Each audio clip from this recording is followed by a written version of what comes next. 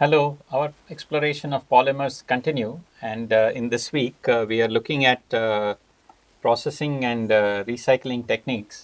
We have looked at polymerizations and relevance of polymerization in the context of polymeric materials. In this week and the lecture specifically, we'll start looking at processing operations and continue this for a few lectures. In this particular lecture, our focus will be on concepts.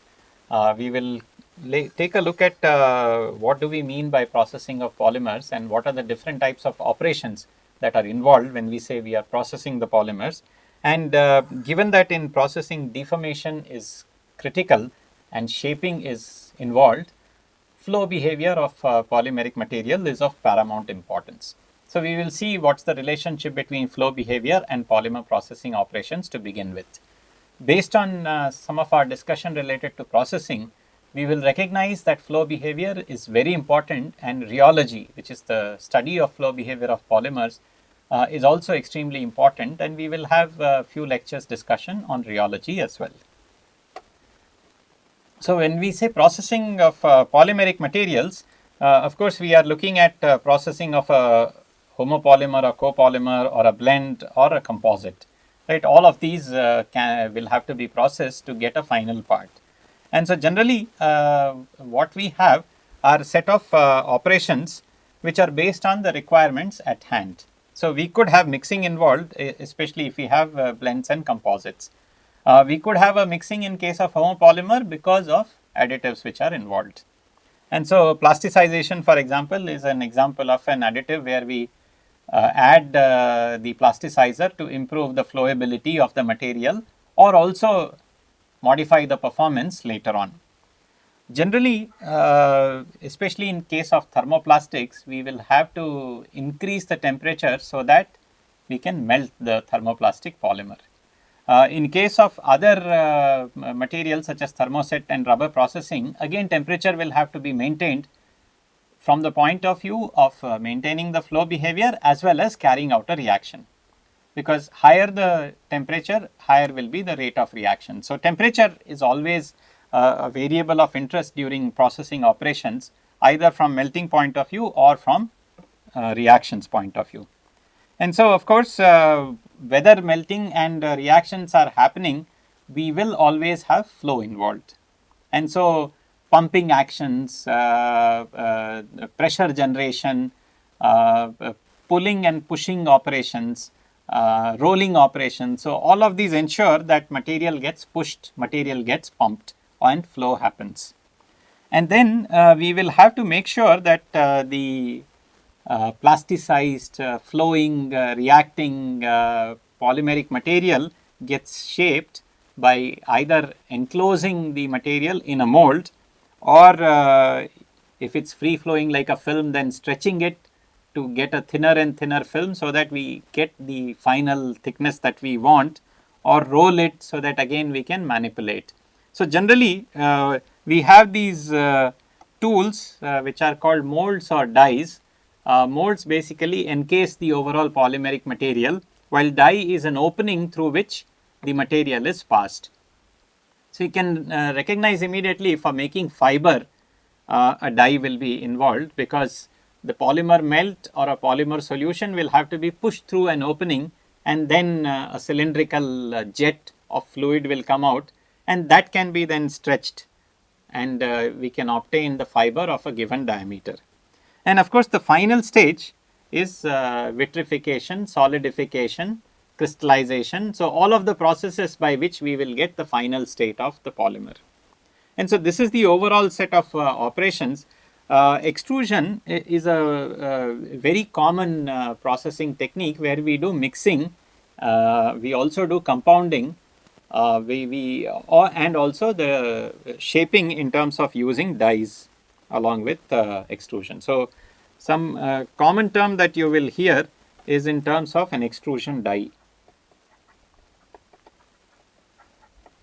So extrusion can be used for both mixing and shaping operations simultaneously. So even wire coating, for example, right? When wire, which is a metal, let's say copper, on that we have polymer insulation.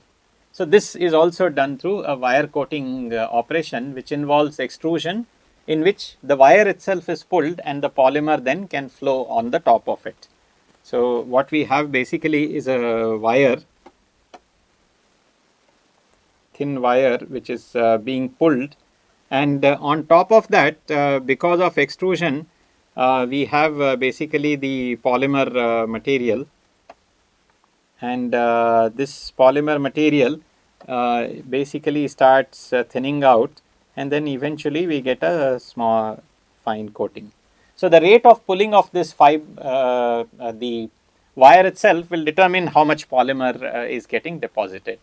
Of course, the rate of pumping of the polymer also determines it. So you can see that if you want to analyze the polymer processing operation and come up with a control where you decide what will be the final thickness of insulation that you want, you will have to understand the flow behavior of polymeric system. Injection molding is the workhorse as far as polymers are concerned because of its time. You can make an injection molded part in 1 second. So whether it's toys or whether it's fabricated parts in automotives sector, all of the places, household objects, we have lots and lots of injection molded products. The molds can be of very complex shape, and in a single shot we can generate a product which is very complex in shape but very quickly. Compression molding is a technique which is slower, and it's used for largely flat or somewhat less complicated shapes. Film blowing again is a big operation, and that's based on the amount of films that are around us. And in fact, so this also is a major reason for us to talk about single-use plastics and sustainability, because it's an operation in which you can produce films at an extremely rapid rate, and the film properties can be controlled very precisely, because we can control the processing operation and flow, and what we will see is the extensional flow behavior of polymeric materials so well that we can get these films at very large quantities with excellently controlled properties, and therefore they are very inexpensive, and they can be used in single use where it is use and throw kind of applications. And so that's we will look at that during extensional flow. Blow molding is again a very popular technique where bottles, shapes such as bottles are.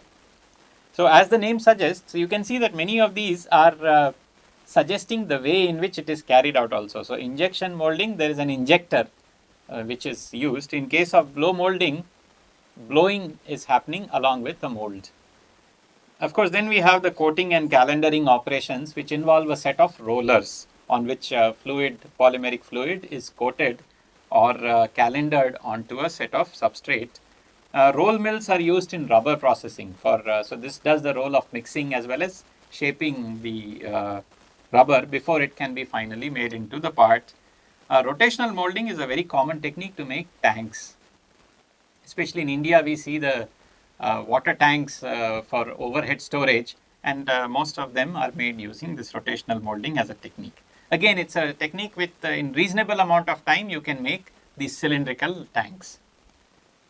And thermoforming is similar in some sense to compression molding, but thermoforming is an idea borrowed from metallic processing, where we can take a sheet and then just do a quick stamping of it and shape it, while compression molding involves quite often reactions, and therefore it takes more amount of time, while thermoforming is quicker. So this is a broad survey of these polymeric processing techniques, and in each of them polymer is flowing.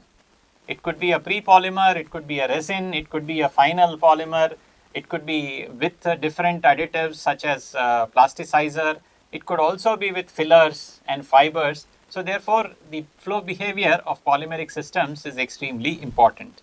And this is highlighted in this question here, where one way to look at the flow behavior is to look at what happens to the material when we apply a rate on it and we wait for the steady state. So this is basically data where it's called steady, and it's also called shear, steady shear. Steady because we apply a stress, wait for shear rate to become constant, and then measure both stress and rate. or we apply a constant strain rate, wait for stress to reach steady value, and then measure the both stress and strain rate, and then we can plot. And so for a Newtonian fluid, we know that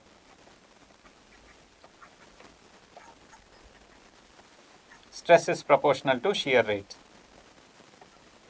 and of course the proportionality constant is viscosity. So this graph here is basically for Newtonian fluid, and this is part of any polymer processing discussion, these kind of graphs where we have different types of fluids like dilatant, Bingham plastic, pseudoplastic, and so can you just spend some time and try to think of what is the meaning of each of these terms and why do these graphs signify? And the reason for doing so is flow behavior will depend on how is material responding to stress. And each and every processing operation involves different amount of shear rate. Injection molding involves very high shear rates. Compression molding involves less shear rate. So therefore, the same polymeric material may behave one way in injection molding, will behave completely differently in case of compression molding, because the stress in the material is not directly proportional to shear rate like Newtonian fluid. It's a complicated function. You can see that in some cases there is an increase, some cases there is a decrease, some case there is a direct jump. So each of these shows very different behavior, and we need to characterize this if we have to study flow behavior of a polymeric system in the context of polymer processing. This is just to highlight also that even if you talk of the same family of polymers, in this case let's say polyester, but if you have the polyester in the form of a liquid crystalline polymer or the normal polyester, which is a flexible macromolecule, the viscosity versus shear rate can be very different for the two cases. And what I also want you to think of is how to go back and forth between these two graphs. Stress versus rate, and the other case viscosity versus rate. And of course, we define viscosity as stress divided by shear rate. So if you were to plot the red data on this graph, how would it look like? Or if you were to plot the blue data on this graph, how does it look like? And so there is a significant difference, especially in terms of low shear rate behavior. For the blue, the aromatic or liquid crystalline polymer, it appears that viscosity increases and continues to increase and may even go to infinity when we go to lower and lower shear rate. While the polyester, the viscosity at low shear rate seems to become constant. So this is a constant value of viscosity for polyester. So very different behavior, and wherever there are low shear rates, this can be very crucial. So a liquid crystalline polymer, wherever shear rate is very low, viscosity will be extremely high, velocities there can become very low and we can have a stagnation point. While in case of polyester, viscosity will not go beyond a certain upper limit. So you can see that if we have to analyze the polymer processing operation, avoid a stagnant place, because stagnant place implies that polymer will just circulate there and it's not really moving. And in a processing operation, we make the material flow and fill into a cavity mold, or we will pass it through a die. So our objective is to have all of the polymeric material move or flow. And so generally to analyze the overall response, the flow behavior depends on viscosity. However, that is not the complete picture, because polymeric materials have a certain elasticity. We have these segments which can stretch and recover. Stretching and recovering is nothing but elasticity. So therefore, even in a molten state, even when pre-polymer is there and molecular weight or molar mass may not be very high, the segments have a tendency to stretch and recoil, stretch and come back. And therefore, polymers are in the fluid state quite elastic, and therefore they are viscoelastic materials. It also depends strongly on what type of flow and what is the geometry of flow, because polymeric fluids, given the ability to stretch and recoil, they exhibit very different behavior if they have been going through a very gradually changing geometry or a sudden contraction or a sudden change in geometry. Because what happens is polymer on average has a certain conformation. As soon as you change the geometry, it is possible that it can acquire other conformation, and the going back and forth between these conformation is elasticity. So therefore, how this happens determines the overall flow behavior of polymeric materials. So generally, strain rate, past history of deformation, all of these influence the current state in the material, and this is what we saw during viscoelastic models also. We saw that whether it's Maxwell model or standard linear solid model, its current state of stress determines on past history of deformation that the material has undergone, or other way to say it is the current state of stress depends on not just current values of strain and strain rates, but it may depend on stress rate and variety of other rate quantities. So generally, this is of great interest because processing determines the properties, and all of this is influenced based on molar mass. So when we want a certain property, we may require a certain molar mass, but if we want ease of processing, we may require another molar mass. So for example, the fluidity or the distortion resistance of the material increases whenever molar mass is decreasing. When molar mass is low, it's easy for the polymer to flow. However, many of the properties of the polymers will go down if the molar mass is lower. So there is some optimum always. So whenever we think in terms of development of a polymeric product, so far in our discussion we have only talked about properties and how properties can be optimized, how properties can be maximized. But the success of polymer product will also depend on whether we can make the polymer product, and in other words, can we process it. And so processing may require a different set of properties, or as scientists and engineers, we will have to then think of new ways of processing so that we can achieve the desired product. So therefore, in general, the processing structure properties that we discussed have to be taken together. One industrial way of measuring the flowability is called med flow index. This is a simple technique in which we apply a mass on polymer melt, and this is so there is a basically piston which is pushing the melt, and given standard mass, we just measure what is the amount of melt that comes out in a given amount of time. And so this is a very standard way in which if you look at industrial grades of polymers, MFI will be mentioned, and this is inversely related to viscosity. I hope you can see why I am saying that, because at a given mass, if more amount of polymer comes out, melt flow index is higher, but since more amount of polymer is coming out, it implies that viscosity is lower. That's why flow rate is high and more amount of polymer comes out. So that's why molar mass and the melt flow index are inversely related to each other. When molar mass increases, the melt flow index will be lower. And so the when we are looking at all this flow behavior and different characteristics, what are the dimensionless groupings which are of importance? Of course, Deborah number, which talks about the experimental time scale and the material time scale. We have discussed this several times, so this is important. Specifically for flow, we also have the Weissenberg number, which is based on the strain rate of the polymer processing operation, because in polymer processing, we will definitely be flowing the polymeric material.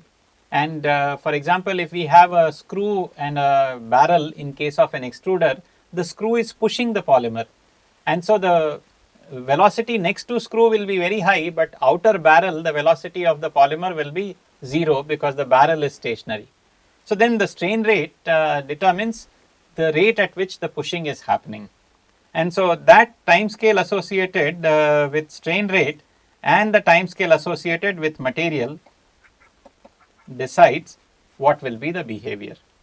Reynolds number is of course the comparison of the inertial to the viscous forces in the material, and the ratio of Weissenberg number and Reynolds number can also give us another way to look at how much is the elasticity in the polymeric materials.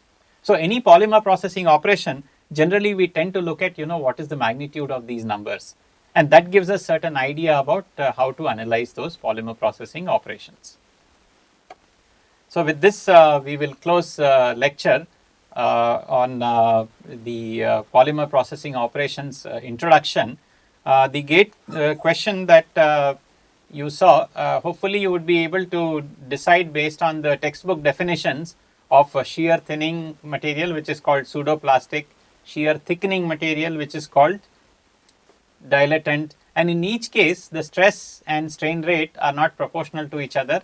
In case of shear thinning, the stress increases, but increases proportionally less so, or less than proportional, while in case of shear thickening or dilatant material, stress increases more rapidly than proportional. And of course, whenever there is a discontinuous jump at lower strain rates, we have an yield stress kind of a material, and Bingham plastic, and there are other models which describe that behavior.